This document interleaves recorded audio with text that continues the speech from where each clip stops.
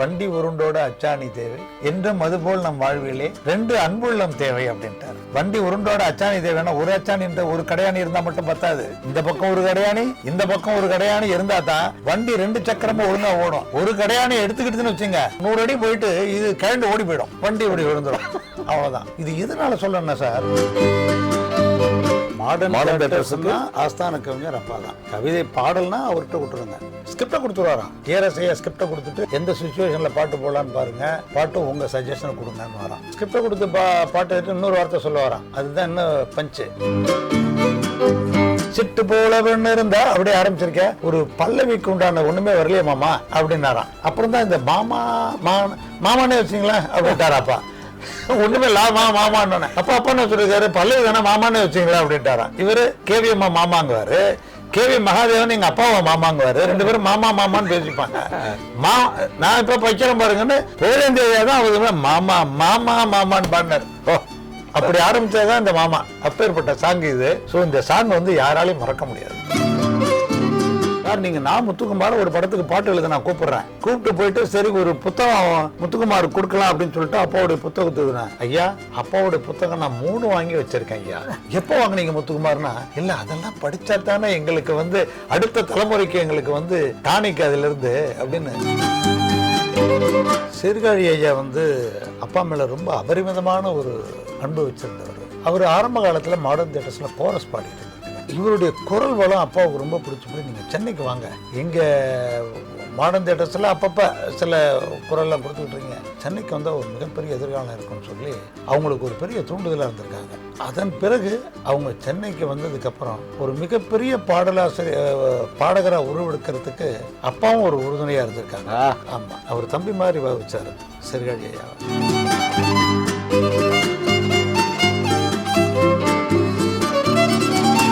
ஐயா வண்டி உருண்டோட அச்சாணி தேவை நம்ம மருதராசி ஐயா எழுதியிருக்காரு. வண்ணக்கிளி படத்துல 1959 நினைக்கிறேன் இல்லையா அந்த படம். இதுவும் சேலம் மாடர்ன் தியேட்டர்ஸ் படம். இந்த படம் வந்து வண்ணக்கிளி, கேவி மகாதேவனுடைய இசை. இந்த பாடலை ஐயா வகுத்து கொடுத்த விதத்தை பத்தி சொல்லுங்க ஐயா. இது வண்ணக்கிளி படம் எடுத்துக்கிட்டிங்கனாலே அதில் எல்லா பாட்டுமே சூப்பர் டூப்பர் ஹிட். எல்லா பாடலும் அப்போ எழுதுனாங்க, எல்லா பாட்டும் சூப்பர் ஹிட். அப்போ ஆஸ்தான கவிஞர் மாடர்ன் ரைட்டர்ஸ்னா ஆஸ்தான கவிஞர் அப்பா தான். கவிதை பாடல்னா அவர்கிட்ட விட்டுருங்க, ஏன்னா ஸ்கிரிப்டை கொடுத்துருவாராம். டிஆர்எஸ்ஐயா ஸ்கிரிப்டை கொடுத்துட்டு எங்கள் பாட்டு நல்லா இருக்குன்னு பாருங்கள், எந்த சுச்சுவேஷனில் பாட்டு போடலான்னு பாருங்கள், பாட்டு உங்கள் சஜஷனை கொடுங்கன்னு வரான். அப்போ ஸ்கிரிப்டை கொடுத்து பாட்டு எடுத்து இன்னொரு வார்த்தை சொல்ல வரான், அதுதான் இன்னும் பஞ்சு. பாட்டு நீங்கள் சுச்சுவேஷன் போட்டு நீங்கள் எழுத போகிறீங்க, பாட்டு நல்லா இருந்தால் படம் ஹிட் ஆகும், படம் ஹிட் ஆச்சுன்னா அடுத்த பாடத்தில் உங்களுக்கு வாய்ப்பு இருக்கும். ஏன்னா சுச்சுவேஷனை கிரியேட் பண்ணது நீங்கள் பாட்டு எழுதுனது நீங்கள். ஹிட் ஆகலைன்னா நான் இன்னொருத்தர் போன ரொம்ப விளையாட்டாக சொல்லுவாராம். பல பெரியவர்களோட அவருக்கு முன்னோர்களோட எழுதின பாடலாம் சவாலாக தான் எழுதியிருக்காரு. ஆமாம், நீங்கள் உங்கள் நம்பிக்கைக்கு தான் நம்ம வேணும், நம்பிக்கை உகந்தவனா நான் இருந்தால் நீ என்ன பண்ண முடியும், அதான் அப்படி தான் பண்ணியிருக்காரு. ஸோ அது மாதிரி டிஆர்எஸ் ஐயாவுக்கு வந்து ரொம்ப நம்பிக்கை உகந்த ஆஸ்தான கவிஞர் அவர். அதனால் பொறுப்பை கொடுத்துருவார் பாட்டை, அவருக்கு நம்பிக்கை இருந்தது அவர் மேலே. சரி இந்த பொறுப்பை கொடுத்தா இவர் நல்லா பார்த்துப்பார், இதனை இவன் கண் விடல் 5 விடல் அவ்வளோதான். அதை வந்து அதான் சொன்னால் அந்த பொறுப்பை அவங்கள்ட்ட கொடுத்து நம்பணும்.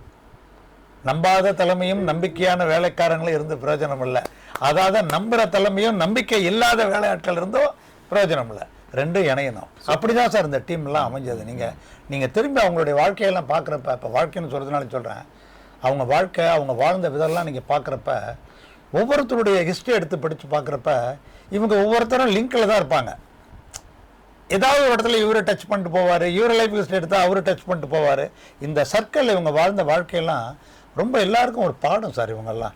அதனால தான் வைரமுத்து வந்து பள்ளிக்கூடங்கள் எல்லாம் இவரிடம் பாடம் கற்றுக்கொள்ளலாம்னு எழுதினார்.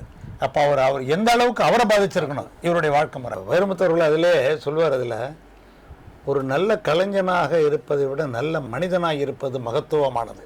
நல்ல கலைஞனாகவும் நல்ல மனிதனாகவும் வாழ்ந்த இவருடைய வாழ்க்கை உன்னதமானதுன்னு சொல்லியிருப்பாங்க.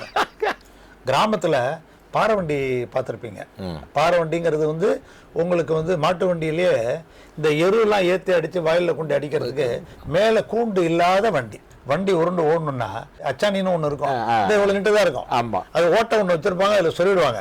அந்த சொருவில அச்சாணிலேயே அழகுபடுத்துவாங்க. ஆமா, அதுல சில சலங்க இருக்கும், ஜிலுக்கு ஜிலுக்கு ஜிலுக்கு. அது வண்டி போறப்ப அது அந்த சலங்க சத்தம். ஏன்னு கேட்டா அந்த சலங்க சத்தம் இவங்களுக்கு ஓட்டுறவங்களுக்கு கேட்கலன்னா அச்சாணிக்கு ஏதோ பிரச்சனை வந்துருச்சுன்னு அர்த்தம். இந்த அச்சாணியில அதுக்கு பேரு கடையாணின்னு சொல்லுவாங்க. கடையாணி. இந்த கடையாணிங்கிறது பார வண்டியில என்ன பண்ணுவாங்க, முதல்ல இந்த கிரீஸ் எல்லாம் வச்சுட்டு இருந்தாங்க. கிராமத்துல கிரீஸ் எல்லாம் வைக்க மாட்டாங்க, டக்குன்னு பார்ப்பாங்க வைக்கல் இருக்கு பார்த்தீங்களா, வைக்கல் போட்டு கொளுத்துவாங்க. கொளுத்து அந்த கறி வரும், கறி வந்தோடனே விளக்கெண்ணெய் அதில் ஊற்றுவாங்க, நல்லா குழப்பி அதை எடுத்தா கிரீஸ் மாதிரி ஆயிடும். இது அந்த அச்சாணியில தடவத்து மாதிரி லூப்ரிகன்ட் போட்டு அதை 2 பக்கம் போட்டு, இப்ப 2 பக்கம் சின்ன ஒரு ஓட்டை இருக்கும் அந்த அச்சாணியில, அந்த ஓட்டையில தூக்கி அதை சொல்லிடுவாங்க கடையாணி. இது எப்படி அது உள்ளார்ந்து கவனிச்சிருக்கிறாரு அவர் சின்ன வயசுல இருந்து. சார் சினிமாங்கிறது வந்து ஒரு வெஸ்டர்ன், இது வந்து கடையாணி அச்சாணிங்கிறதெல்லாம் கிராமம், நம்ம கல்ச்சர். அதை தூக்கி கொண்டு அதுல கொண்டாடுறாரு. அந்த மாதிரி ஒரு கதை அமைப்பு வரப்ப அதை சொல்லி எதுக்கு கம்பாரிசன் வராரு பாருங்க. வண்டி உருண்டோட அச்சாணி தேவை என்றும் அதுபோல நம் வாழ்விலே 2 அன்புள்ளம் தேவைன்ட்டார். காதல்ல கொண்டாந்து விடுறாரு சார் இத. வண்டி உருண்டோட அச்சாணி தேவை அது என்றும் அதுபோல வாழ்க்கை ஓடவே 2 அன்புள்ளம் தேவைன்ட்டார். இந்த 2 அன்புள்ளம் தேவைன்னு சொல்லிட்டு சொந்தம் கொண்டாட வென்று அன்பு கொண்டு ஷோக்கு மாப்பிள்ளை வாராரே என்று அப்படின்னு அது ஒரு காமெடியா அந்த பாட்டை கொண்டு போவார் சார். இது வந்து இதுவும் கேள்வி பதிலாக தான் வரும். ஆமா, நிறைய கேள்வி பதில் தான் சார் பண்ணியிருக்காங்க அந்த காலத்தில். அது அவங்க பாட்டுக்கு அவங்க பாடிட்டு போறது, இவங்க பாட்டுக்கு இவங்க பாடிட்டு போறது, ஒரு தாட்டுக்கு போகாம அது ஒரு கான்செப்டா பண்ணியிருக்காங்க சார் அது அந்த காலத்தில். அந்த மாதிரி இந்த பாடல்ல வந்து கேள்வி பதிலா வரும். ஆனா எல்லாத்தையும் கொண்டாந்து என்ன பண்றாருன்னா, வண்டி உருண்டோட அச்சாணி தேவை என்றும் அதுபோல் நம் வாழ்விலே 2 அன்புள்ளம் தேவை அப்படின்ட்டார். வண்டி உருண்டோட அச்சாணி தேவைன்னா ஒரு அச்சாணி ஒரு கடையாணி இருந்தா மட்டும் பத்தாது. இந்த பக்கம் ஒரு கடையாணி, இந்த பக்கம் ஒரு கடையாணி இருந்தா தான் வண்டி 2 சக்கரமும் ஒழுங்கா ஓடும். ஒரு கடையாணி எடுத்துக்கிட்டுன்னு வச்சுங்க, 100 அடி போயிட்டு இது கழண்டு ஓடி போயிடும், வண்டி ஓடி விழுந்துடும், அவ்வளவுதான். இது எதனால சொல்லணும்னா சார், அவருடைய வாழ்க்கையில வண்டி ஓட்டுறதுல அப்பா மாதிரி கில்லாடி யாரும் கிடையாது. நான் பார்த்து ரசிச்சிருக்கேன் சின்ன வயசுல. ஏன் அப்படி வந்து வண்டியில ஏறி உட்காந்து அந்த கயிறை பிடிச்சிட்டாருன்னா சார், இந்த தார்குச்சின்னு சொல்லுவாங்க சார். மாடும் இவருக்கும் ஒரு அண்டர்ஸ்டாண்டிங் இருக்கு சார்.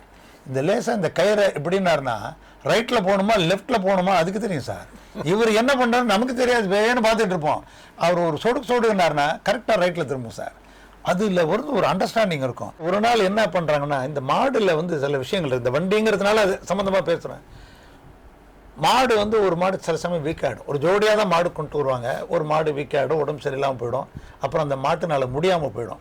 அப்போ அந்த மாட்டுக்கு ஒரு ஜோடி புதுசாக கொண்டாந்து சேர்க்கணும். இப்போ நல்லா இருக்கிற மாட்டுக்கு ஒரு ஜோடி புதுசாக சேர்க்கணும்.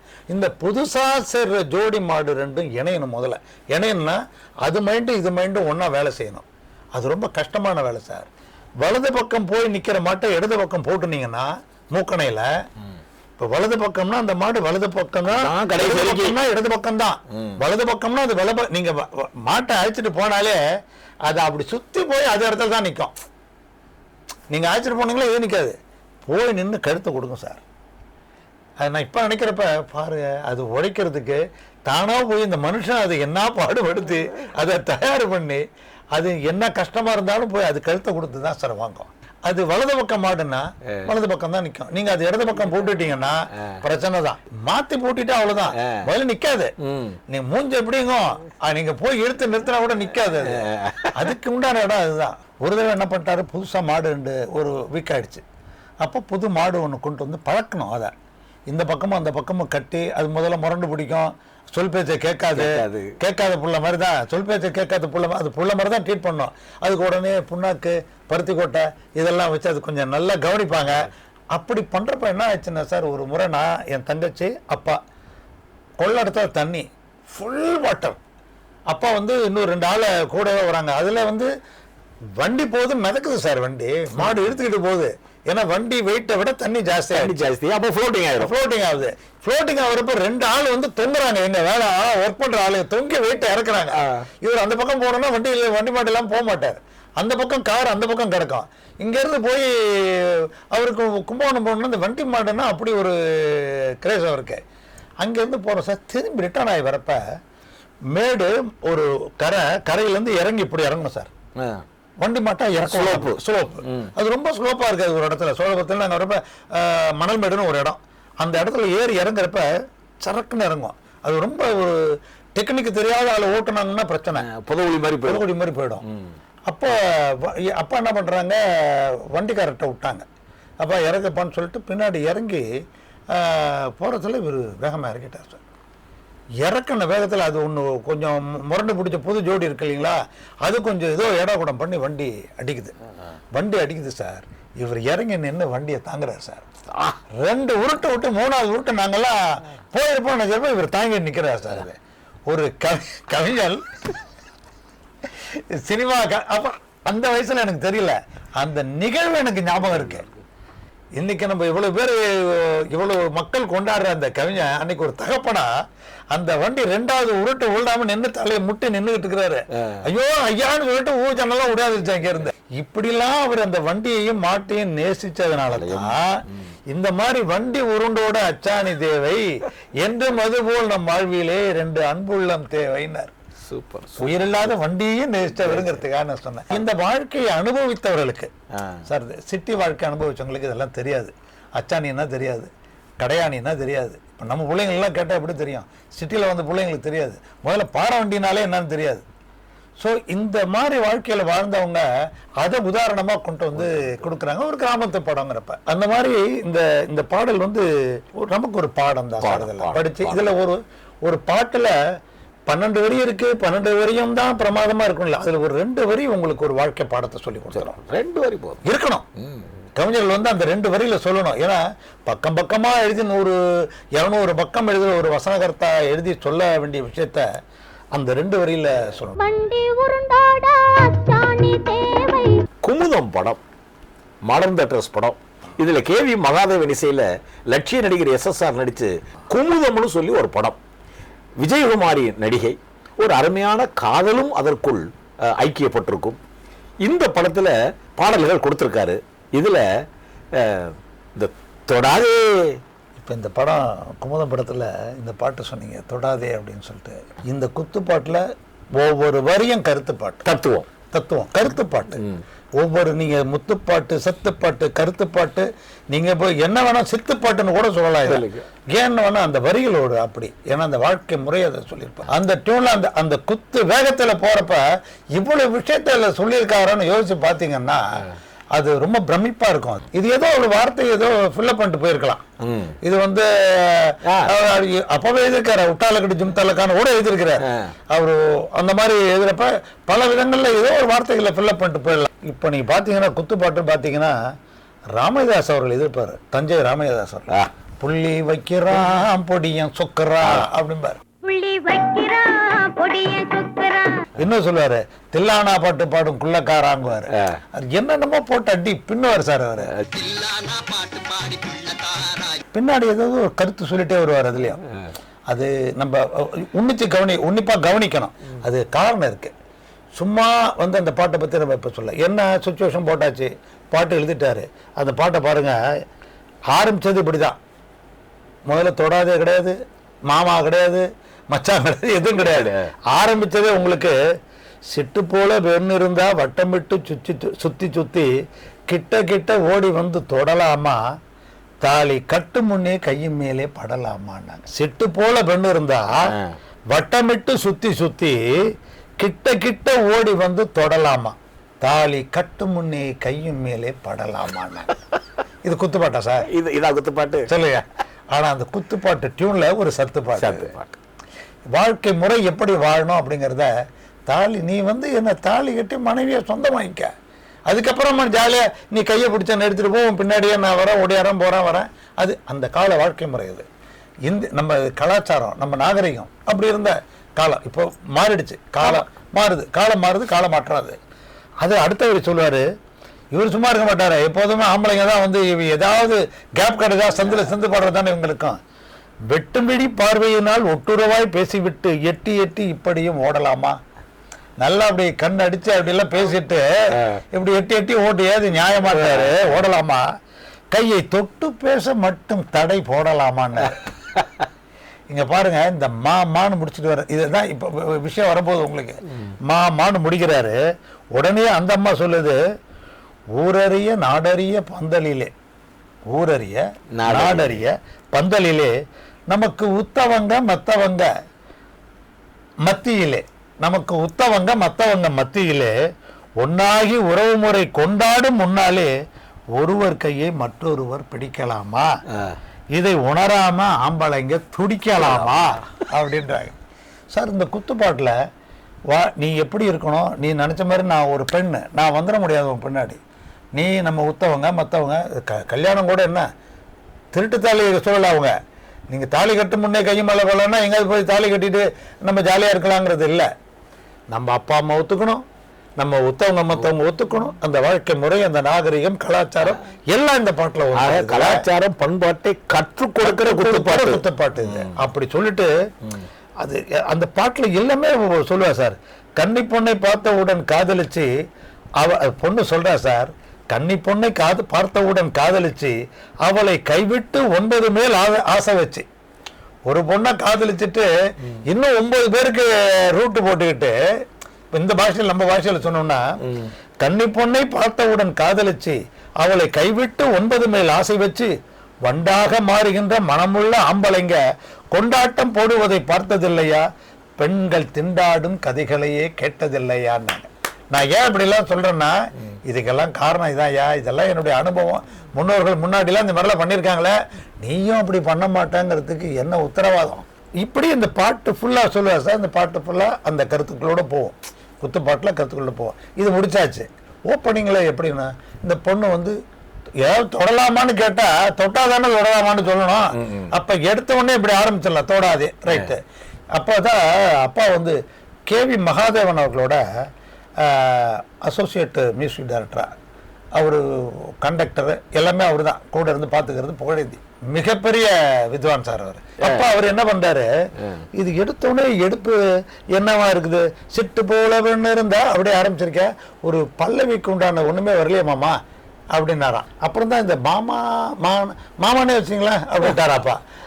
ஒண்ணுமே மாமான்னு அப்பா அப்பா என்ன சொல்லிருக்காரு, பல்லவி தானே மாமானே வச்சிங்களா அப்படின்ட்டாரா. இவரு கேவி அம்மா மாமாங்குவாரு, கேவி மகாதேவன் எங்க அப்பாவை மாமாங்குவாரு. 2 பேரும் மாமா மாமான்னு பேசிப்பாங்க.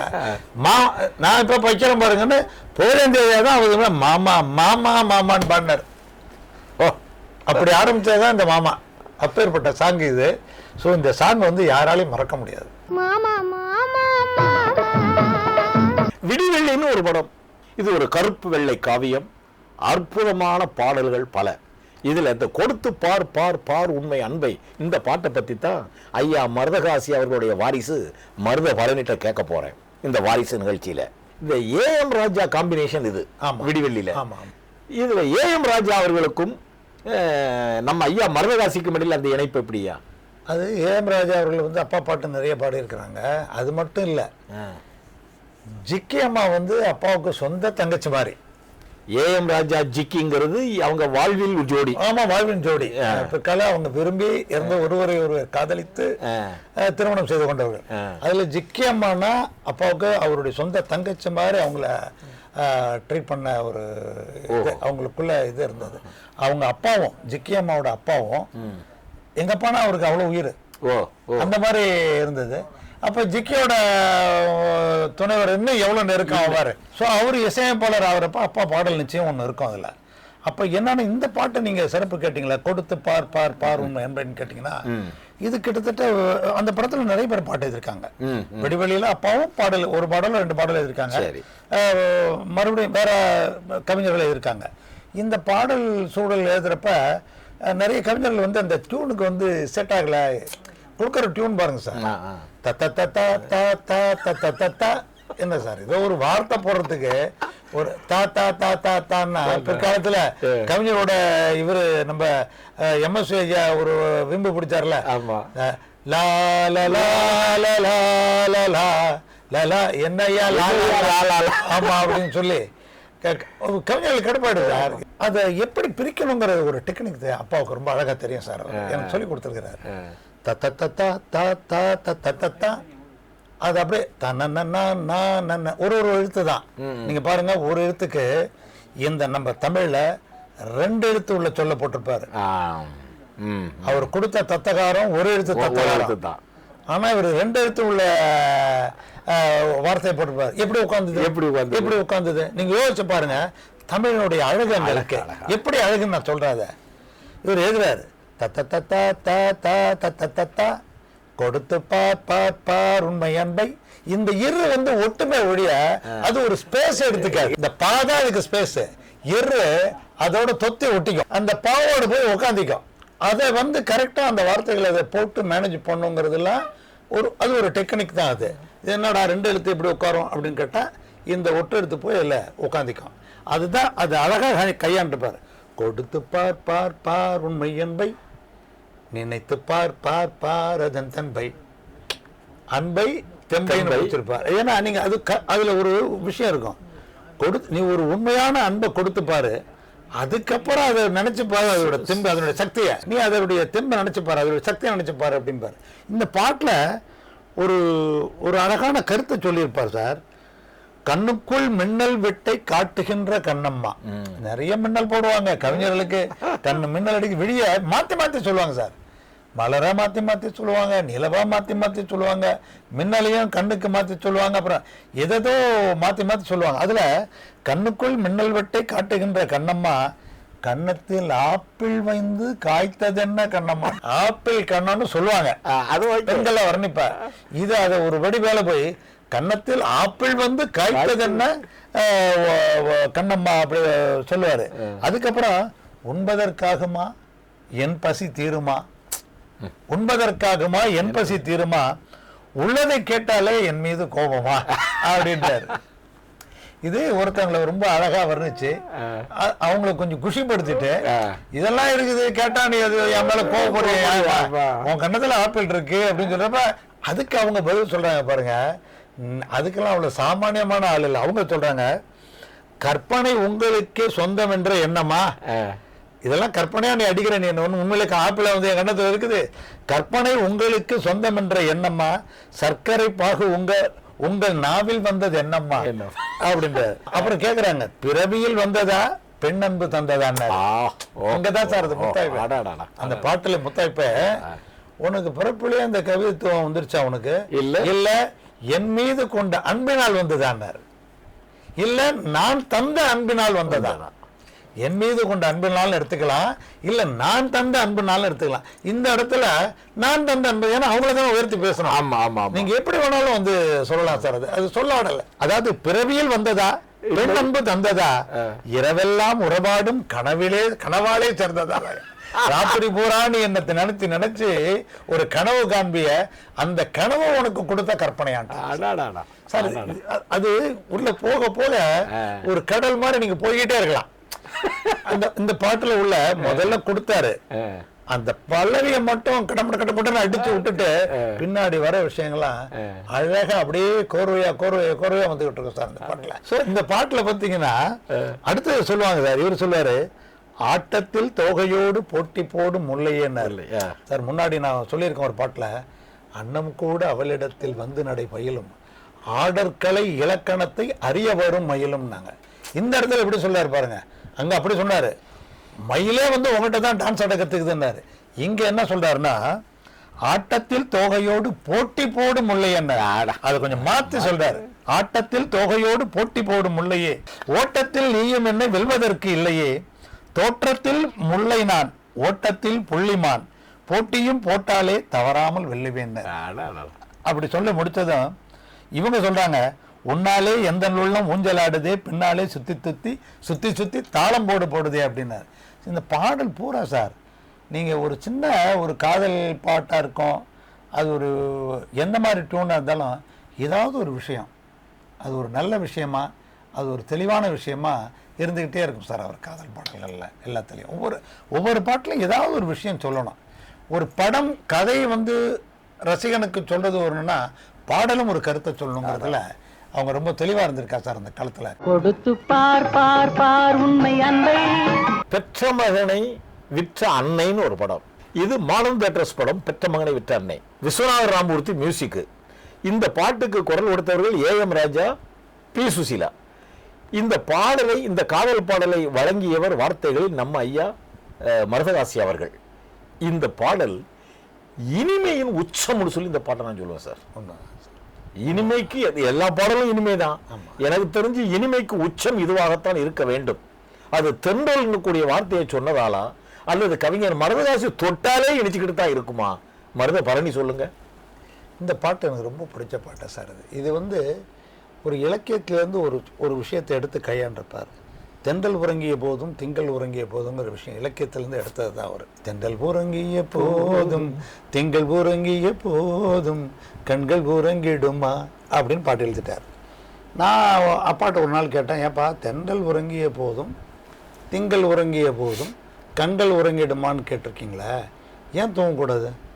தென்றல் தூங்கினா அது தூங்கட்டும், திங்கள் தூங்கினா அது தூங்கட்டும், நான் பாட்டு நான் தூங்குவோம்ல அப்படின்னாரு. கண்கள் உறங்கிடுமான்னு கேள்வியை கேட்டீங்களே அப்படின்னாரு. அடுத்த லைனை பார்ப்பா அப்படின்னாரு. என்னன்னு பார்த்தா அதனுடைய வீச்சு என்னன்றது, இந்த துணை சொல்னு ஒன்று இருக்கும் சார். ஒவ்வொரு பாடலையும் இப்போ அதில் ஒரு விஷயம் இருக்குது. அந்த துணைச்சொல் வந்து மொத்த விஷயத்தையுமே புரட்டி போட்டுரும். இப்போ பாருங்கள், இந்த பாட்டில் தென்றல் உறங்கிய போதும் திங்கள் உறங்கிய போதும் கண்கள் உறங்கிடுமா, காதல் கண்கள் உறங்கிடுமா. அப்போதான் சொன்னார், காதலித்த கண்கள் எப்படிப்பா உறங்கும்? அந்த காதல் கைகூடுற வரைக்கும் உறங்காது. கைகூடுற வரைக்கும் அடடா அந்த காதலி எப்போ பார்ப்போம், காதலன் காதலி பார்க்கறதுக்கும் காதலனை பார்க்கறதுக்கும் ராத்திரி பூரா தூங்காது, பகல் பூரா தூங்காது. தென்றல் தூங்க அப்போ திங்கள் தூங்க அப்போ அப்படின்னு சொல்றார் என்கிட்ட. ஸோ அதனால தான் நான் அப்படி எழுதினேன் அப்படின்னு சொல்றேன். பாட்டு நீங்கள் பார்த்தீங்கன்னா அந்த ஒரு துணை சொல்ல வந்து மொத்த கதையுமே வந்திருக்கும். தென்றல் உறங்கிய போதும் திங்கள் உறங்கிய போதும் கண்கள் உறங்கிடுமா, காதல் கண்கள் உறங்கிடுமான்னு அந்த காதல்ன்ற வார்த்தை இருக்கும். இது ஏன் இதை சொல்கிறேன்னா, இது சார்ந்த நானே அவரோட ஒர்க் பண்ணி உதவியாளனாக வேலை செய்கிறேன். அந்த காலகட்டத்தில் நான் வேலை செய்கிறப்ப அப்பா வந்து ஒரு படத்துக்கு பாடல் எழுதுறாங்க, ஞான குழந்தைன்னு ஒரு படம். அந்த ஞான குழந்தைன்ற அந்த படத்தில் திருஞான சம்பந்தர் வந்து குழந்தை, அந்த குழந்தை பாடணும், அந்த தாளத்தை தட்டி பாடணும் சுச்சுவேஷன். அது காமேஸ்வர் ராவ் வந்து டைரக்டர், தெலுங்கில் வந்து பெரிய புராண படம் பண்ணால் அவர் தான் மாஸ்டர். அதில் அது எப்படி அந்த செல்லுலாயில் கொண்டாடணுன்றது அவருக்கு தெரியும். அவர் தான் அதுக்கு இயக்குனர். கேவி மகாதேவன் ஐயா மியூசிக்கு. அதில் தமிழுக்காக வந்து கல்யாணம்னு சொல்லிட்டு ஒரு அசோசியேட் இயக்குனர் இருந்தார். அவர் மியூசிக்கும் தெரிஞ்சவர் சார். அப்போ இணை இயக்குனர்களாக இருந்தவங்க இயக்குனர் எல்லாருக்குமே வந்து ஓரளவுக்கு அனுபவ பயிற்சி நிறையா இருக்கும் சார். இப்போல்லாம் வந்து ஒரு படம் வேலை செய்யாமலே இயக்குனர் ஆகிடுறாங்க. அது தவறு இல்லை, ஏன்னா அந்த கல்வி அனுபவத்தில் வராங்க. அப்போ அவங்களுக்கு வந்து இசைஞானம் வராது. இப்போ உள்ளவங்களுக்கு இசைஞானம் தெரியாது. அவங்க ஒவ்வொன்றத்துலையும் எடிட்டிங்கில் போய் அங்கே உட்காரணும். அவங்க உள்ளவே விடமாட்டாங்க சார். முதல்ல ஒரு உதவி இயக்குனர், அசிஸ்டன்ட் இயக்குனர்னா கோ டைரக்டர் தான் உட்காந்து மூவி ஆளில் நீங்கள் வேலை செய்ய முடியும். உதவி இயக்குனர் வெளியில் வந்து பேடை கையில் வச்சு தான் நிற்கணும். அந்த பேடை கையில் வச்சுறதுக்கு பல வருடங்கள், அதுக்கப்புறம் தான் அடுத்த ஸ்டெப்பு. ஸோ இந்த பல வருடங்கள் அவங்க சந்திக்கக்கூடிய அனுபவம் இருக்குது பார்த்தீங்களா, அனுபவ படிப்பு அற்புதமாக இருக்கும். பாட்டெல்லாம் அப்பா எழுதுறாங்க. அந்த தாளத்தை தட்டின உடனே அந்த குழந்தை தட்டின உடனே ஆரம்பிக்கிறார் அப்பா பாட்டு. ஓசை கொடுத்த நாயகியே அம்மா, ஓசை இவர் குரல் கொடுக்கறது அவர் தானே பாட வைக்கிறது. ஓசை கொடுத்த நாயகியே ஈசன் ஒரு பாதி தன்னை கொண்ட நான்முகியே. பல்லவி எழுதுறார் பாருங்க. ஓசை கொடுத்த நாயகியே ஈசன் ஒரு பாதி தன்னை கொண்ட நான்முகியே, ஆடும் இருகுழை தோடும் ஒரு குழற் காடும். இவர் படித்த அந்த இலக்கியம்லாம் இதுல வருது. ஆடும் இருகுழை தோடும் ஒரு குழற் காடும் இணை விழி சாடவேண்டார், சூடும் பதிதலை கூடும்னு அப்படி வருது சார். அது நான் இப்போ எனக்கு ஞாபகத்தில் இருந்த வரைக்கும் இது மட்டும் எனக்கு மறக்கலை. ஏன்னா அதில் நடந்த சம்பவம்லாம் அதை விட்டுனா அதை ஒரு 6-7 வழி மறக்காமல் அப்படியே இருக்கு. இப்படி பாட்டு எழுதுறாரு. இப்போ டியூன் போட்டார். இது பாட்டு எழுதி டியூன் போட்டது. பாட்டை ரெக்கார்டிங் நடக்குது. ரெக்கார்டிங் போகிறப்ப வந்து ஓசை கொடுத்த நாயகன் பாடி முடிச்சுட்டு திருப்பி ரிப்பீட்டேஷன் வரப்போ இவர் கல்யாணனுக்கு அவர் வந்து அசோசியேட் இயக்குனர்னு சொல்கிறார், அண்ணா அந்த ஒரு இடத்துல அந்த கேப்பில் ஏதாவது ஒரு சின்னதாக ஏதாவது ஒரு டியூன் போட்டிருக்கலாம்னு வந்து மாமாவை கேட்குறாரு.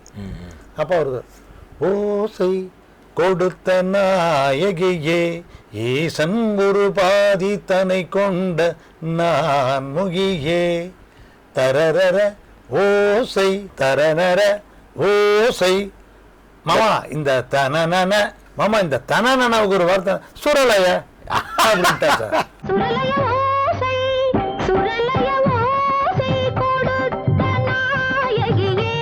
ஒரு fill up the blanks இல்லை சார் அந்த இடத்துல.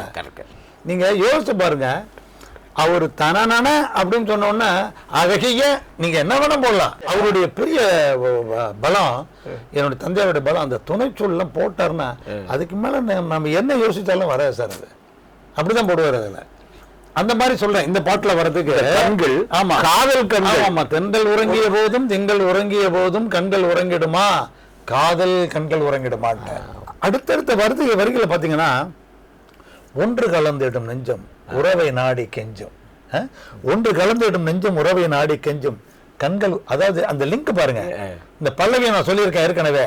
அதை வந்து தொடும் கண்கள் உறங்கிடுமா வந்து இந்த அனுபல்லவியா வச்சுக்கிட்டாரு. ஒன்று கலந்திடும் நெஞ்சம் உறவை நாடி கெஞ்சும் கண்கள் உறங்கிடுமா, காதல் கண்கள் உறங்கிடுமான்வார். ஒன்று கலந்திடும் நெஞ்சம் உறவை நாடி கெஞ்சுகின்ற கண்கள் உறங்கிடுமா, காதல் கண்கள் உறங்கிடுமா அப்படின்னு. இப்படிதான் சார் இந்த பாட்டு உள்ள. நீல இரவிலே தோன்றும் நிலவை போலவே வாழை குமரியே நீயும் வந்த போதிலே கண்கள் உறங்கிடுமா, எல்லாத்தையும் கொண்டாந்து அதுல அந்த பல்லவியில கொண்டது லிங்க் பண்ணுவார் சார். அந்த பாடல நீங்க பாத்தீங்கன்னா, நேசமாக பேசிடாமல் பாசம் வளருமா, ஆசைதீர கொஞ்சிடாமல் இன்பம் வளருமா, அன்பு நினைந்து ஆடும் அமுத நிலையை நாடும் கண்கள் உறங்கிடுமா.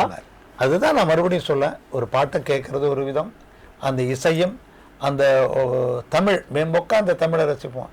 அதுக்கப்புறம் நீங்க இப்போ ஹிட்டான பாடல், இப்போவும் மிகச்சிறந்த பாடல்கள்லாம் இப்போவும் பல பாடல்கள் நான் கேட்குறேன் சார். நீங்க நான் முத்துக்குமார் ஒரு படத்துக்கு பாட்டு எழுத நான் கூப்பிடுறேன், கூப்பிட்டு போயிட்டு சரி ஒரு புத்தகம் முத்துக்குமார் கொடுக்கலாம் அப்படின்னு சொல்லிட்டு அப்பாவுடைய புத்தகத்துக்கு, ஐயா அப்பாவுடைய புத்தகம் நான் 3 வாங்கி வச்சிருக்கேன் ஐயா. எப்போ வாங்கினீங்க முத்துக்குமார்னா, இல்லை அதெல்லாம் படித்தா தானே எங்களுக்கு வந்து அடுத்த தலைமுறைக்கு எங்களுக்கு வந்து டானிக் அதுல இருந்து அப்படின்னு நிறைய வாசிப்பாளன் அந்த ஆளு. இப்போ உள்ள கவிஞர்களை நீங்க பாத்தீங்கன்னா, யுகபாரதி இப்போ அப்பா மேல ஒரு அப்படி ஒரு அபரிமிதமான ஒரு ரசிகன்.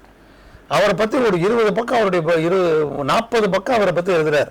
அவருடைய ஆய்வு, அவரு கண்டது கேட்டது வச்சுட்டு அவருடைய ஆய்வு எழுதியிருக்கிறாரு. படம் குமுதம். இந்த படத்திற்கு இசையமைப்பாளர் மாமா கேவி மகாதேவன் அவர்கள்.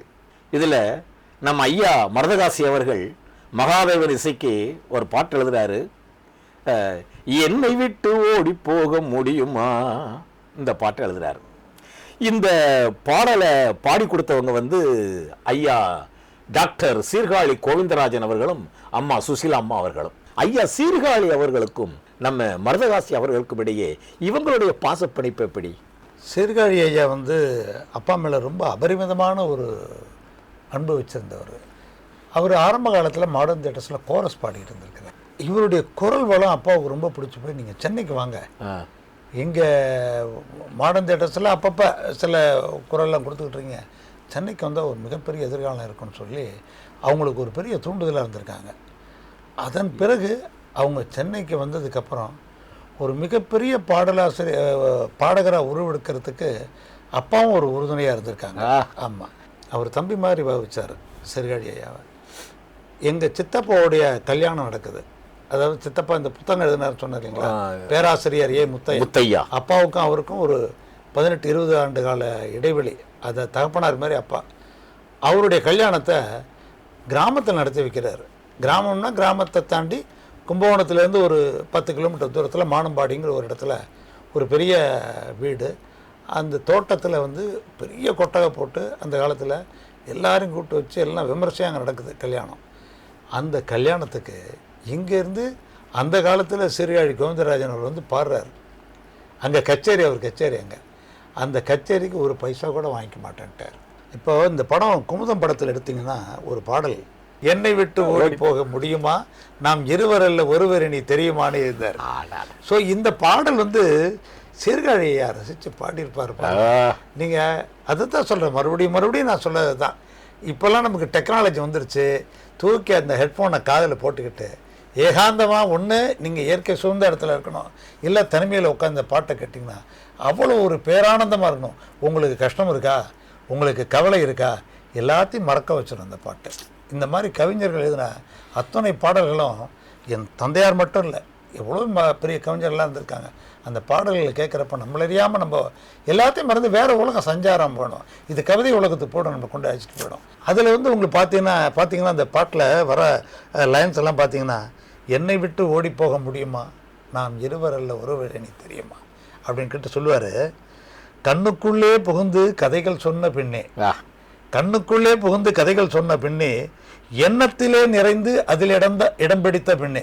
வெறும் கதை சொன்னால் பத்தாது, step by step, number 1 number 2 படிப்படியாக இருறாங்கன்னா காதல் முதிர்ச்சி அடையிறதுக்கு இவ்வளோ விஷயங்கள் இருக்கு. கண்ணுக்குள்ளே புகுந்து கதைகள் சொன்ன பின்னே, எண்ணத்திலே நிறைந்து அதில் இடம் பிடித்த பின்னே, அதுக்கப்புறம் மறுபடி பழையபடி அவருக்கு எப்போதுமே இது உறுத்தல் இருந்துக்கிட்டே இருக்கும் போல இருக்கு. இந்த அம்மா சொல்கிறாங்க, எந்த நன்மை தந்தை சம்மதித்த பின்னே. நான் என்னதான் போய் நான் காதலிச்சா கூட எங்க அப்பா அம்மா ஒத்துக்கணையா, அதுக்கு என்ன பெத்து வளர்த்து ஆளாக்கி இவ்வளவு தூரம் கொண்டாந்துருக்காங்கல்ல, அவங்கள ஏமாற்ற மாட்டேன், அவங்களுக்கு நான் உண்மையா இருப்பேன். இந்த உண்மைங்கிறது நம்ம எல்லாரும் நம்பிக்கை மிகுந்த தலைமை, நம்பிக்கைக்குரிய விசுவாசிகள் சொல்ல மாதிரி அப்பா அம்மாவை வந்து நேசிக்கிற ஒரு குழந்தைகள் வந்து எங்கள் அப்பா அம்மாவோட சம்மதத்தோடு தான் நான் பண்ணிக்கணுன்றது இவர் எல்லா பாட்டிலையும் வலியுறுத்திக்கிட்டே இருக்கிறார். ஒவ்வொரு பாட்டிலையும் அவர் வலியுறுத்திக்கிட்டே இருக்கார், வெவ்வேறு விதமாக வலியுறுத்துறாரு அதை. ஆனால் சொல்ல வந்த கருத்தை வந்து ஸ்ட்ராங்காக சொல்லுவார். அது நீங்கள் பாருங்கள், இவர் சொல்கிறாரு என்னை விட்டு ஓடிப்போம், எங்கே உண்மைதான் ஒத்துக்கிறேன், ஓடி போக முடியாதுதான், ஆனாலும் ஒரு தொக்கு வைக்கிறாங்க பாருங்கள். எந்த நன்மை தந்தை சம்மதித்த பெண்ணே அன்பின் தன்மையை அறிந்து கொண்ட பெண்ணேன்றாங்க. இந்த அன்பு உண்மையான அன்பா இல்லை அது அப்படி காத்தடிப்பா, இதெல்லாம் எங்கள் அப்பா அம்மா ஒத்துக்கிட்டா கூட நான் இன்னும் உன்னை டெஸ்ட் பண்ணி பார்க்கணும்.